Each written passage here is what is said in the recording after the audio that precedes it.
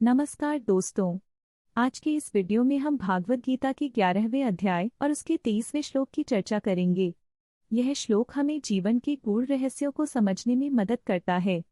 तो यदि आपको हमारा कंटेंट पसंद आए तो कृपया लाइक करें और हमारे चैनल को सब्सक्राइब करें। चलिए अब हम इस श्लोक की गहराई में उतरते हैं। अव्यक्तम अव्यक्तं प्राप्य नान्यं तत्वं विद्धि मेधि गच्छति। जो अव्यक्त है उसे पाकर कोई अन्य तत्व नहीं है, इसे जानो। भगवत गीता के इस श्लोक में भगवान श्री कृष्ण अर्जुन को यह समझाते हैं कि जो परमात्मा है वह अव्यक्त और अदृश्य है।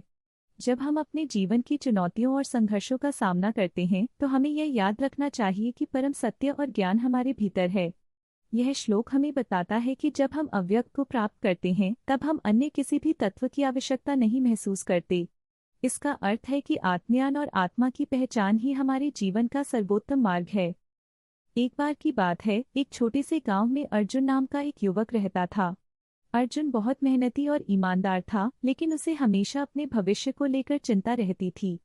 एक दिन उसने अपने गुरु से कहा, गुरुजी, मैं हमेशा सोचता हूँ कि क्या मैं एक सफल व्यक्ति बन पाऊंगा। गुरु ने मुस्कुराते हुए कहा, बेटा, सफलता का सबसे बड़ा रहस्य है अपने भीतर की शक्ति को पहचानना। गुरुजी ने अर्जुन को भगवत गीता का 13 श्लोक पढ़कर सुनाया, जो अव्यक्त है उसे पाकर कोई अन्य तत्व नहीं है, इसे जानो। अर्जुन ने इस वाक्य को ध्यान से सुना। कुछ समय बाद गांव में एक बड़ा संकट आ गया। एक भयंकर बाढ़ ने गांव को घेर लिया। गांव वाले बहुत डर गए और नहीं जानते थे कि क्या करें। अर्जुन ने सोचा, मुझे अपने भीतर की शक्ति को पहचानना होगा। उसने सभी गांव वालों को एकत्र किया और कहा, हमें मिलकर काम करना चाहिए। हम एकजुट होकर इस संकट से निपट सकते हैं। गांव वाले पहले तो हिचके, लेकिन फिर अर्जुन की बातों से प्रभावित होकर उसकी मदद करने लगे। उन्होंने मिलकर गांव में बनाए गए तटबंधों को मजबूत किया और बाढ़ के पानी को रोकने का काम किया। अर्जुन ने अपने भीतर की शक्ति को पहचान लिया था और इसी कारण वह बिना किसी डर के गांव वालों का नेतृत्व कर सका। बाढ़ की स्थिति को नियंत्रित करने में उनकी मेहनत सफल रही।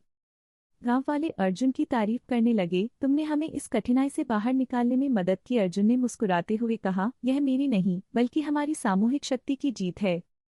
इस घटना ने गांव वालों को यह सिखाया कि जब हम अपने भीतर की शक्ति को पहचानते हैं तो हम किसी भी चुनौती का सामना कर सकते हैं। तो दोस्तों, अगर आपको यह कहानी पसंद आई हो तो कृपया लाइक करें और हमारे चैनल को सब्सक्राइब करें। हम और भी ऐसी बेहतरीन कहानियां लाते रहेंगे।